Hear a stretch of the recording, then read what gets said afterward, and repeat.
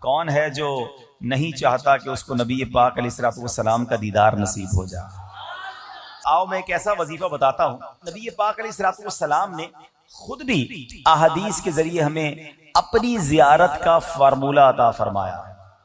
ایک حدیث پاک جس کا مضمون ہے، میرے آقا فرماتے ہیں جو کوئی شخص یہ درود پاک اللہم صلی علی روح محمد فی الارواح وعلی جسدہ فی الاجساد وعلی قبرہ فی القبور، یہ درود پاک پڑھتا ہے، اللہ قریب اس کو خواب میں نبی پاک کی زیارت عطا فرماتا ہے۔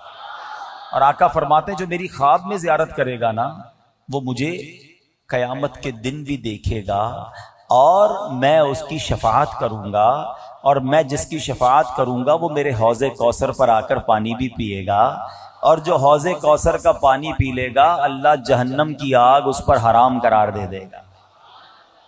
یہ ہے درود پاک۔ درود پاک جو ہے نا، یہ باندھ لو اپنی زندگی میں۔ اور اب تو ربیع الاول آ رہا ہے نا، سبحان اللہ، میلاد کا مہینہ تو ہے ہی درود پڑھنے کا مہینہ، آقا کو تحفہ بھی تو دینا ہے نا، تو درودوں کا تحفہ تیار کر لو۔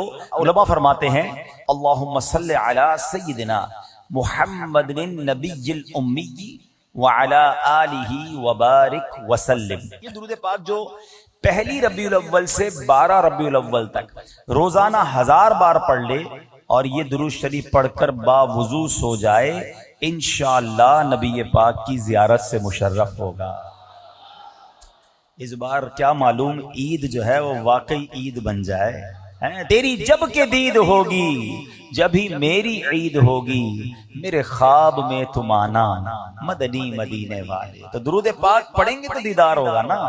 تو آئیے میں بھی نیت کر لوں، آپ بھی کر لیں کہ آج سے روزانہ کثرت کے ساتھ درود پاک پڑھیں گے۔